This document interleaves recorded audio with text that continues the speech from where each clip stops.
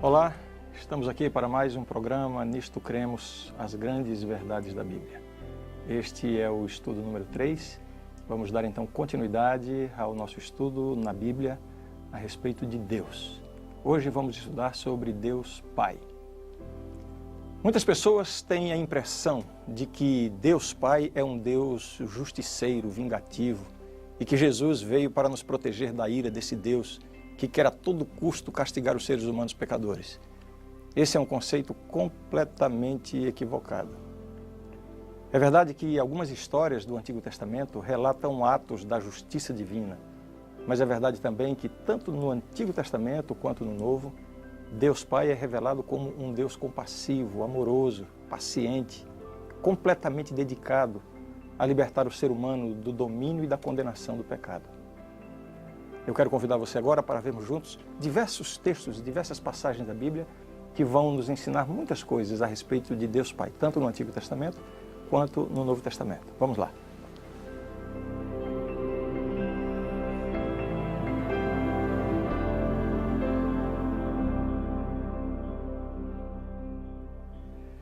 Existe uma ideia equivocada de que Deus atuou de uma maneira no Antigo Testamento e atuou de uma maneira diferente no Novo Testamento. Algumas pessoas chegam a dizer que havia um Deus no Antigo Testamento e um outro Deus no Novo Testamento. Esse conceito está completamente equivocado. Veja só o que dizem essas passagens da Bíblia. Novo Testamento, Hebreus capítulo 1, versos 1 e 2. Havendo Deus outrora falado muitas vezes e de muitas maneiras aos pais pelos profetas, nestes últimos dias nos falou pelo Filho, a quem constituiu herdeiro de todas as coisas, pelo qual também fez o universo. O mesmo Deus que falou no Antigo Testamento é o mesmo Deus que fala no Novo Testamento. São João, capítulo 14, verso 9, diz o seguinte: Disse-lhe Jesus: Filipe, há tanto tempo estou convosco e não me tens conhecido? Quem me vê a mim, vê o Pai. Como dizes tu, mostra-nos o Pai? O que Jesus está tentando mostrar aqui? Que Jesus é a revelação viva de Deus, a revelação visível de Deus. Portanto, o Deus Pai do Antigo Testamento é o mesmo Deus do Novo Testamento. Algumas passagens no Antigo Testamento nos ajudam a entender algumas facetas, algumas características de Deus Pai. Ele é visto na Bíblia como um Deus de misericórdia. Vejam que texto maravilhoso esse. E passando o Senhor por diante dele, clamou: Senhor, Senhor, Deus compassivo, clemente e longânimo, e grande em misericórdia e fidelidade, que guarda a misericórdia em 1000 gerações, que perdoa a iniquidade, a transgressão e o pecado, ainda que não inocenta o culpado, e visita a iniquidade dos pais nos filhos e nos filhos dos filhos até a 3ª e 4ª geração. Vejam a ênfase que é dada aqui nesse texto. Deus compassivo, clemente, longânimo e grande em misericórdia e fidelidade. Me parece que essas expressões contrariam bastante aquela ideia de que no Antigo Testamento Deus era um Deus carrasco, vigilante, vingativo. Absolutamente não é essa a ideia que o Antigo Testamento passa de Deus Pai. O Antigo Testamento mostra Deus também como sendo o Deus redentor, um Deus que está envolvido, interessado e se aplicando na redenção da raça humana, tal qual é apresentado no Novo Testamento. Vejam. O Senhor é a minha rocha, a minha cidadela, o meu libertador, o meu Deus, o meu rochedo, em quem me refugio, o meu escudo, a força da minha salvação, o meu baluarte. Que impressionante essa demonstração da confiança do salmista neste Deus maravilhoso, Deus Pai, no Antigo Testamento. Um Deus que nos enche de plena confiança, nos enche de pleno cuidado. Outra passagem da Bíblia diz o seguinte: As palavras dos meus lábios e o meditar do meu coração sejam agradáveis na tua presença, Senhor, rocha minha e redentor meu. Vamos continuar alguns textos mais. Quanto ao nosso Redentor, o Senhor dos Exércitos é seu nome, o Santo de Israel. Deus é visto também no Antigo Testamento como um refúgio. O salmista disse: Deus é o nosso refúgio e fortaleza, socorro bem presente nas tribulações. Essa é uma das passagens bíblicas que enchem meu coração. Aliás, é um texto muito conhecido e muito repetido. Como é bom nós nos lembrarmos disso, não? Pensando em Deus, o Pai, o Criador do universo, o dono de todas as coisas. O texto diz: Deus é o nosso refúgio e fortaleza, socorro bem presente nas tribulações. Eu não sei se você está vivendo um momento de tribulação na sua vida, mas se é esse o caso, veja a pessoa de Deus dessa perspectiva. Confia os teus cuidados ao Senhor e Ele te susterá, jamais permitirá que o justo seja abalado. Mais um texto que nos mostra Deus Pai, não com aquele semblante carrancudo, observando para ver quem está pecando, para então infligir um castigo. Não, é um Deus que serve de refúgio para o necessitado. Existem inúmeros textos mostrando facetas, características da pessoa de Deus Pai. Nós lemos alguns deles, alguns outros que você pode depois ler com calma, que apresenta Deus no Antigo Testamento como um Deus perdoador, um Deus de bondade, um Deus de fidelidade, um Deus de salvação e vingança, um Deus que é Pai. Esta é a imagem de Deus do Antigo Testamento. Qual é a figura, qual é a imagem construída a respeito de Deus Pai no Novo Testamento? Vejamos agora também alguns textos da Bíblia no Novo Testamento. O Novo Testamento confirma e revela Deus Pai como sendo o Pai de toda a criação. O apóstolo Paulo usou as seguintes palavras para descrever essa realidade. Ele disse: todavia para nós há um só Deus, o Pai, de quem são todas as coisas e para quem existimos, e um só Senhor, Jesus Cristo, pelo qual são todas as coisas e nós também por Ele. Então, Deus Pai é visto como o Pai de toda a criação, embora nós saibamos que o agente da criação foi Deus Filho, Jesus Cristo. Nele foram criadas todas as coisas. Se lembra dessa passagem? Vejam o que diz aqui. Pois nele foram criadas todas as coisas. Nele, em quem? Em Jesus. Nos céus e sobre a terra, as visíveis e as invisíveis, sejam tronos, sejam soberanias, quer principados, quer potestades, tudo foi criado por meio dele, de Jesus, e para ele. Colossenses capítulo 1, verso 16. Isso aqui nos ajuda a lembrar o que vimos no estudo anterior, de que a criação foi uma obra da divindade, da trindade divina. As três pessoas da divindade estavam envolvidas. Jesus aqui é apresentado como o agente da criação, por meio dele foram criadas todas as coisas. Mas o Pai, como nós podemos chamar, o Pai de toda a criação. O Novo Testamento também nos mostra Deus Pai como o Pai de todos os que creem.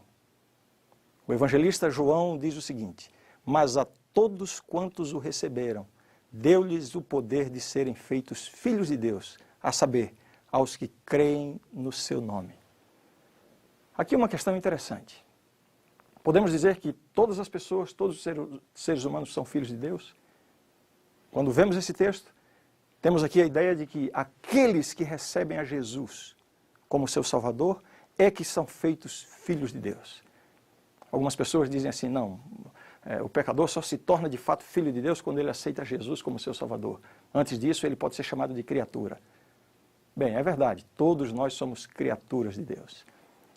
Eu diria que, em certo sentido, podemos dizer sim, que pelo fato de sermos criaturas de Deus, todos os seres humanos, independente se aceitamos a Cristo ou não, se temos uma vida religiosa ou não, no sentido da criação, todos nós somos filhos de Deus.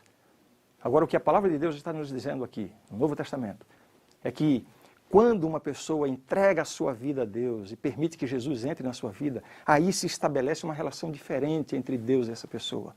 Existe aí o que a Bíblia chama de uma adoção. Deus passa a ser pai, não pelo simples fato de ser o Criador, mas agora ele entra num relacionamento verdadeiro de pai e filho. É isso que acontece quando uma pessoa entrega a sua vida a Jesus. E é essa figura de Deus apresentada como pai de todos aqueles que creem. Seguindo ainda um outro texto, demonstrando que Jesus revela o Pai. Jesus, no Novo Testamento, revela o Pai. Ele disse assim: ninguém jamais viu a Deus. O Deus unigênito que está no seio do Pai é quem o revelou. De fato, ninguém jamais viu a Deus na sua plenitude. Nós temos alguns eventos na Bíblia em que pessoas viram partes de Deus, mas não há uma declaração ou um momento em que alguém tenha visto Deus na sua plenitude. Aliás, isso seria impossível, porque se Deus é grandioso, se Deus é onipresente, como uma criatura finita, que não é onipresente, pode ter uma visão completa de Deus. O que nós vemos de Deus é aquilo que Deus revela de si mesmo. E como já vimos, Deus se revela através de muitas coisas, através da natureza, através da história, através dos eventos da vida. De uma maneira muito especial, Deus se revelou através da Bíblia, mas a mais plena, mais completa revelação de Deus, o Pai, é a pessoa de Jesus Cristo. Ele é a revelação plena do Pai. E é isso que está escrito, que está estabelecido aqui nesse texto. Vejamos ainda uma outra passagem, confirmando essa ideia de Jesus como sendo o revelador do Pai. O evangelista João, mais uma vez, ele diz assim: disse-lhe Jesus: Filipe, há tanto tempo estou convosco e não me tens conhecido? Quem me vê a mim, vê o Pai. Como dizes tu, mostra-nos o Pai. Então, como eu acabei de dizer, Jesus Cristo é a mais completa, a mais plena revelação de Deus.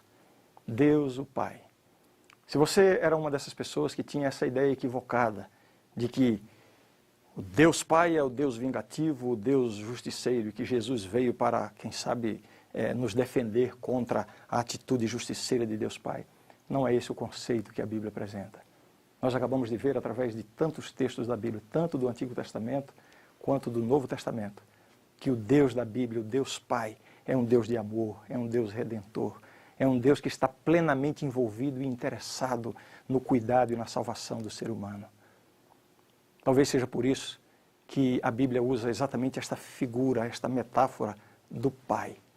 É claro que essa figura, do ponto de vista humano, pode não refletir plenamente a ideia que Deus gostaria que refletisse, porque nos relacionamentos humanos nós temos tantas distorções da convivência entre pai e filho, tantas pessoas que foram machucadas, que foram abusadas pelo seu próprio pai.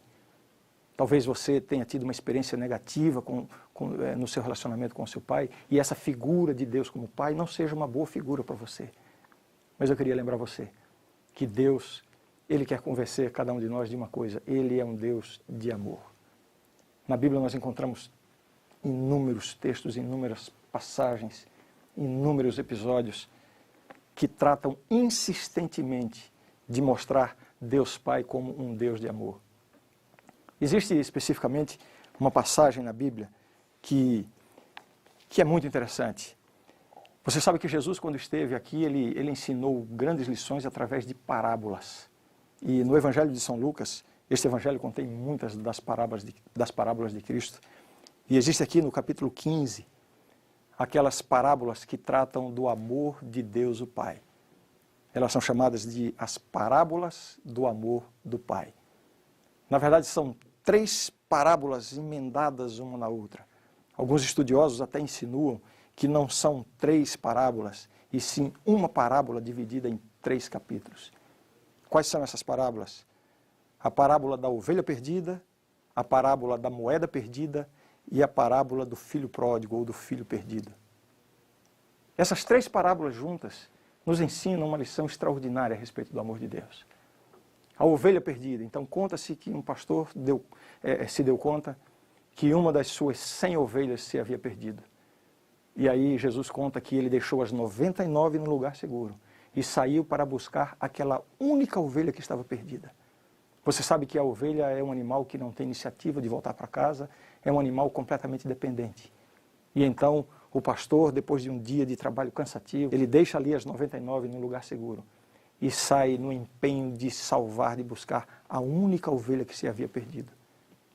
Jesus conta que quando ele achou essa ovelha, ele voltou tão feliz que ele reuniu os amigos e deu uma grande festa para comemorar, porque afinal de contas, a única ovelha perdida foi achada. Com essa parábola, Jesus aponta para o Pai, a atitude do Pai em relação ao ser humano perdido. Em seguida, Jesus conta a parábola da moeda perdida. Uma mulher possuía moedas e uma delas se perde dentro de casa. Ela então fica desesperada e é uma moeda muito valiosa para ela, e ela se empenha de todas as formas para encontrar a moeda. Depois de muito esforço, ela finalmente encontra aquela única moeda perdida e ela se alegra tanto, chama as amigas, as vizinhas e faz uma verdadeira festa, comemorando por ter achado aquela moeda perdida. Mais uma vez aqui Jesus aponta para o amor do Pai em buscar o pecador perdido. A terceira parte da história, ou a terceira parábola, é a famosa parábola do filho pródigo. Eu até convidaria que você lesse depois com calma no capítulo 15 do Evangelho de São Lucas. Jesus conta que um pai tinha 2 filhos e o mais novo saiu de casa, pediu a parte da herança que lhe pertencia e saiu de casa. Viveu dissolutamente, gastou todos os seus bens. Depois veio uma grande fome sobre aquele país e aquele pobre moço, agora longe de casa, por escolha própria, não tinha o que fazer, não tinha dinheiro, os amigos se foram, ele se vê numa completa miséria, a ponto de se alimentar de comida de porcos. Então ele se lembra do seu pai. E é claro que o seu coração se enche de dúvida. Será que o meu pai vai me aceitar de volta? Será que eu posso voltar para casa? Ele então tem uma ideia brilhante, ele pensa assim, eu vou voltar para casa. Como eu acho que meu pai não vai mais me querer como filho, porque eu pedi para sair, eu vou lhe fazer uma proposta de que ele me aceite como um dos seus trabalhadores, dos seus empregados. E então ele volta para casa. A parte mais bonita da história é que quando aquele jovem maltrapilho, mal cheiroso, todo desgrenhado, marcado por uma vida dissoluta, marcado pelo pecado, marcado pela imundície, voltando para casa cheio de dúvidas em relação a se seria recebido ou não. A grande surpresa é que quando ele estava voltando para casa, o seu pai o avistou de longe, reconheceu o filho, foi ao seu encontro, o recebeu com um abraço e restabeleceu a ele todas as condições de filho. Vejam como esta parábola, ou essas 3 parábolas, nos revelam o amor do Pai. No primeiro caso, a ovelha perdida simboliza aqui o pecador que está perdido, sabe que está perdido, mas não consegue voltar, não consegue se achar. A condição de uma ovelha que está sofrendo a condição de perdida, mas não sabe voltar para o rebanho. Existem muitas pessoas no mundo que estão vivendo exatamente essa experiência. Pessoas que têm uma noção pela sua consciência de que falta alguma coisa na sua vida. Pessoas que embora talvez não conheçam tanto a Bíblia, não conheçam as coisas da religião, não frequentem uma igreja, mas lá no fundo do coração tem um sentimento, um vazio, sentem que está faltando alguma coisa, tem uma consciência de que alguma coisa está errada, mas não sabe o que fazer para remediar isso. Essa pessoa é representada pela ovelha perdida. E a parábola nos conta que o pastor foi ao encontro da ovelha e a encontrou. Se é esta a sua condição, Deus Pai tem recursos para oferecer a salvação para você. A segunda parábola nos conta a história da moeda perdida. A moeda é um ser inconsciente, inanimado. Representa aqui o pecador que está perdido e não tem a mínima consciência disso. Imagine uma moeda ter consciência de que está perdida. É isso que acontece com muitas pessoas. Milhões de pessoas estão vivendo a vida como se tudo estivesse bem. Estão completamente perdidas. Estão completamente afastadas de Deus. Estão completamente sob a condenação. Mas não têm consciência disso. Pessoas que precisam ouvir a mensagem de Deus e terem uma noção da condição em que se encontram. Talvez você seja, ou talvez você conheça alguém que está vivendo dessa forma. Parece que está tudo bem, você não tem nenhum peso de consciência. Pessoas que dizem assim, eu não preciso de religião, para mim está tudo bem. Deus, o Pai, é o Deus que está à procura desse pecador que está perdido e não tem consciência. De alguma forma Deus está falando ao coração e à consciência dessas pessoas a fim de encontrar essa pessoa e salvá-la para o seu reino. Finalmente, a história do filho pródigo nos revela de maneira extraordinária o amor de Deus pelo pecador que está perdido. E esse parece que é a pior condição de todas. Esse pecador se perdeu porque escolheu se perder. Ele tinha consciência disso. Ele tomou a decisão de se afastar do Pai. Infelizmente, muitas pessoas que tiveram um contato com a Bíblia, pessoas que foram educadas na religião, pessoas que um dia tiveram uma vida com Deus, que viveram para Deus, que serviram a Deus, de repente começam a enfrentar situações na vida e, por livre escolha, decidem se afastar de Deus. Algumas dessas pessoas pensam que vão encontrar mais alegria, mais felicidade longe da presença de Deus. E para a sua frustração, só vão descobrir uma coisa. Quem conhece a Deus, quem já teve uma experiência de Deus, jamais vai ser feliz longe de Deus. Geralmente o sentimento que toma conta do coração dessas pessoas é que quando elas se dão conta de que estão longe de Deus e que estão nessa condição por escolha própria, abandonaram os caminhos de Deus, entraram no pecado, o sentimento que toma conta é de que Deus não vai aceitá-las de volta. Essas pessoas sofrem com isso. Essas pessoas muitas vezes ficam desesperadas, pensando que não podem voltar jamais a uma vida com Deus, porque já estão além do alcance da misericórdia de Deus. Esta parábola que Jesus conta é uma evidência, é uma demonstração de que Deus vai ao encontro, mesmo do pecador que está perdido porque quis estar perdido. O nosso Deus é um Deus de amor, um Deus que está agindo para a salvação. Eu gostaria de convidar você a abrir o seu coração, a conhecer mais esse Deus maravilhoso, a estudar mais a Bíblia e a descobrir como Deus já está agindo na sua vida e as coisas extraordinárias que Ele pode fazer a fim de que você se torne de fato um homem de Deus, uma mulher de Deus, um jovem de Deus. É este o plano de Deus para cada um de nós. Eu convido você agora a desfrutar essa linda canção que a Rafaela vai apresentar para a gente. Que Deus o abençoe ricamente.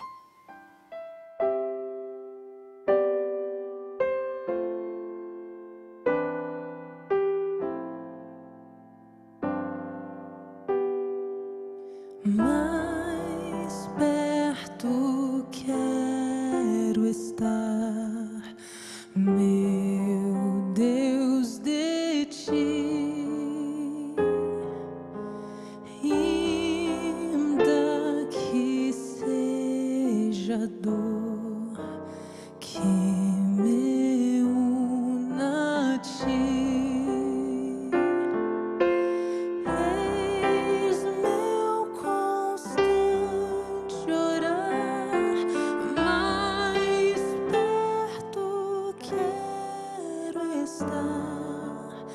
Mais perto quero estar, meu Deus, de ti.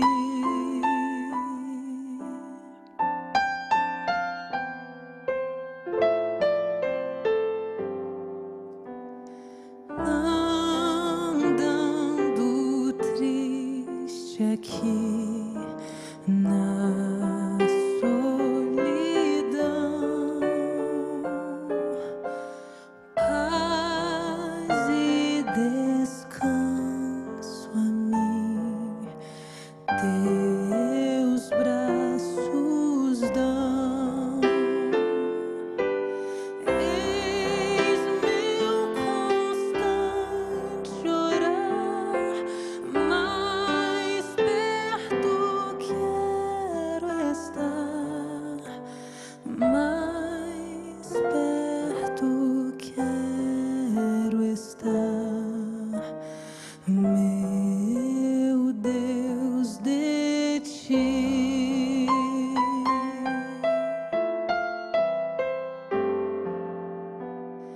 Minha alma cantará a ti, Senhor, cheia de gratidão por teu amor. Eis meu constante orar, mais perto quero estar, mais perto quero estar, meu Deus, de ti. Mais perto quero estar de ti.